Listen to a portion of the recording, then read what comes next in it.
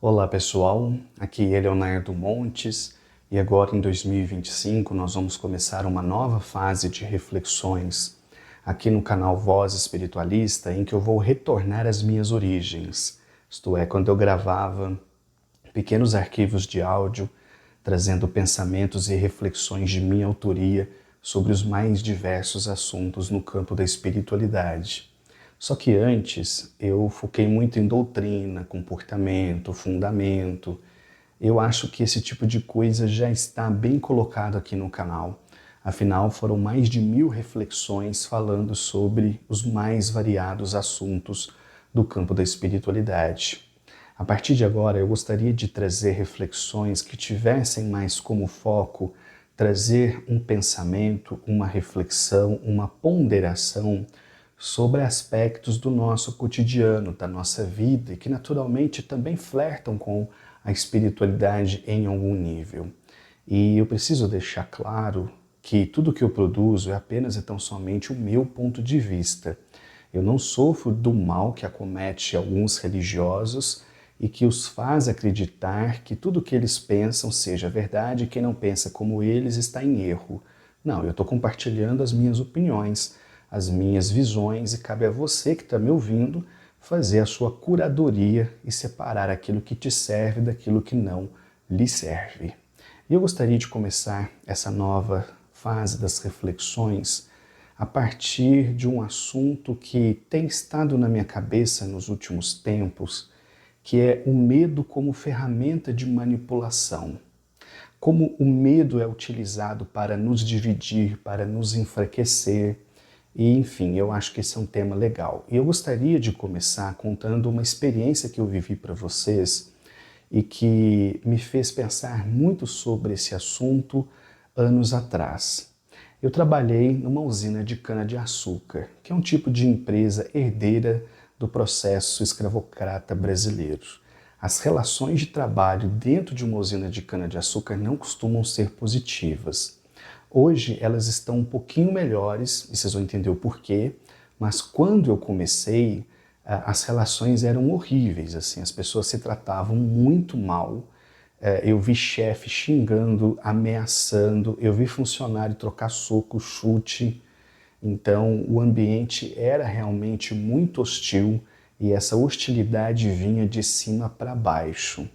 A coisa só começou a mudar quando a usina começou a receber muitos processos.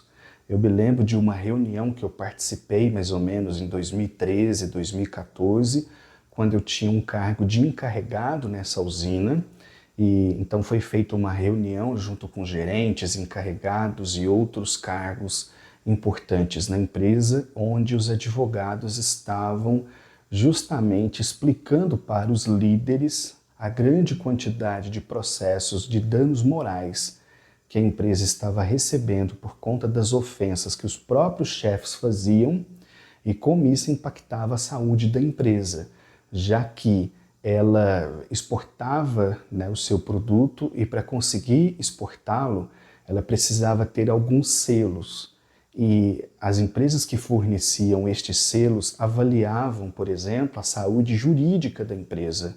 Então, uma empresa que tivesse muitos processos trabalhistas poderia não receber determinados selos e, por consequência, eles não podiam vender os seus produtos para alguns países. Então, era uma questão muito séria e foi a partir disso que o comportamento na usina começou a melhorar. Então, não foi por uma questão de conscientização, não foi por uma questão de humanização, foi simplesmente porque isso poderia levar a empresa a perder boa parte das vendas que ela deveria fazer.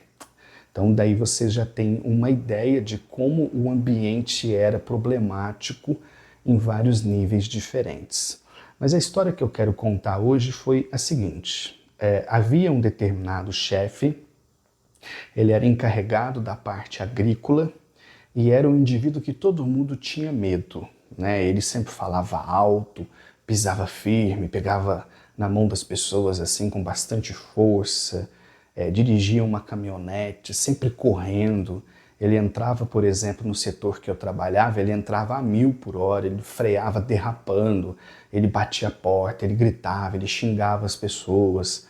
Então era um tipo assim meio machão, mas que as pessoas tinham medo não necessariamente pela questão humana, né? Mas por ser aquele indivíduo bravo, rude, que te mandaria embora sem pensar duas vezes, só de você olhar torto para ele, né? Então quando ele chegava nos lugares, todo mundo ficava quieto, baixava a cabeça, inclusive eu, tá?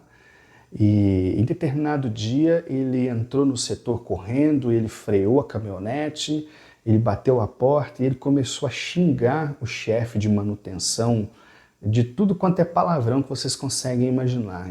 Imaginem vocês, está todo mundo trabalhando, de repente o cara chega batendo porta, dando soco na mesa, ameaçando, xingando, hostilizando num nível absurdo. Então houve um bate-boca gigantesco, a coisa começou a crescer e de repente ele entra nesse carro e vai embora, cantando pneu. Então o clima ficou super tenso e todo mundo ali ficou bastante amedrontado com aquela situação. Acontece que por um motivo que eu nem me lembro mais qual seja, eu tive que fazer hora extra, que era um negócio que eu detestava. Então os funcionários foram embora e eu fiquei até mais tarde. E quando o setor que eu trabalhava já estava vazio, eis que esse cara chega, esse gerente. Aí ele já vem com a caminhonete sem correr, sem derrapar. Ele desce da caminhonete tranquilo, vai lá na sala do chefe de manutenção, que era do lado da minha, e eles começam a rir sobre o que havia acontecido pela manhã. Eu consegui ouvir tudo, porque minha parede era divisória. E ali eu fiquei chocado, porque a cena que eu havia presenciado de manhã era de uma selvageria que beirou a agressão, por muito pouco. E de repente, no fim do turno, ele volta e eles começam a rir. E ele diz, por exemplo, coisas como: você viu como o pessoal ficou com medo? Você viu que todo mundo ficou assim com os olhos arregalados? E o próprio chefe da manutenção, que havia sido hostilizado, caiu na gargalhada. Brincaram. E quando eles saíram da sala e foram se despedir, eles estavam lá fora rindo com a maior naturalidade do mundo, combinando que eles iam sair da empresa e iam para um bar tomar uma cerveja. Aquilo foi uma situação tão inusitada e que me fez pensar sobre como muitas vezes essas pessoas são capazes de utilizar o medo como ferramenta de manipulação mesmo, para o funcionário não faltar, para não pegar atestado, para não reclamar do serviço. Então eles assumem, né, aspecto de machão, ficam bravos, dão soco, gritam, ameaçam, falam que vão pegar um ao outro, mas muitas vezes isso é só um teatro, só para deixar as pessoas com medo. E eu vi aquela cena e falei: gente, não estou acreditando. Esses caras estavam quase se matando aqui horas antes, agora estão se abraçando, estão rindo. Sabe? Parecia um teatro, parecia que aquilo foi combinado. E foi aí que eu percebi que aquele jeito machão, entrar com o carro, derrapando, bater porta, sempre falar alto, era uma forma de ter poder sobre os funcionários, de ter controle, de se impor, mas se impor através do medo. Olha que absurdo falar isso, né? Mas eu creio que isso seja uma realidade em muitas empresas. Né? Às vezes você está ali e pensa: nossa, fulano do setor X, fulano do setor Y, eles se odeiam. Mas muitas vezes não, às vezes é só um teatro mesmo para manipular. A gente liga a televisão, todo dia tem isso, né? Todo dia tem uma crise, é no clima, é inflação, é crise financeira, é ameaça de guerra.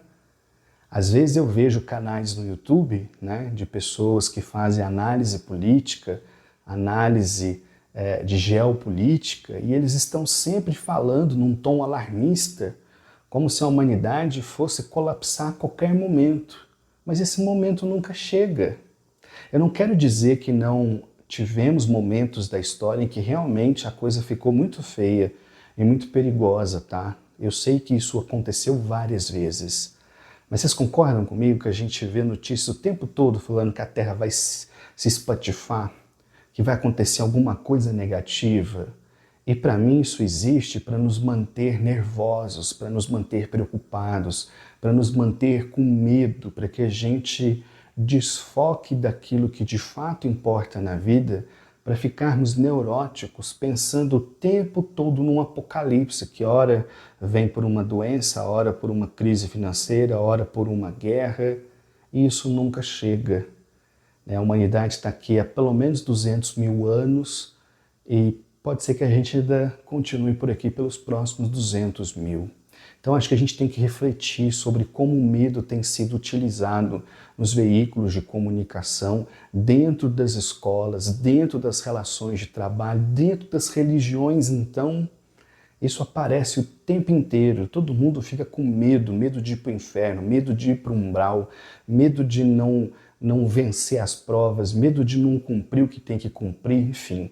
Acho que eu posso até fazer uma parte 2 focando nos aspectos religiosos, né, e como o medo tem sido utilizado de forma consciente ou não para manipular, dividir e controlar as pessoas. Então, vamos pensar nisso.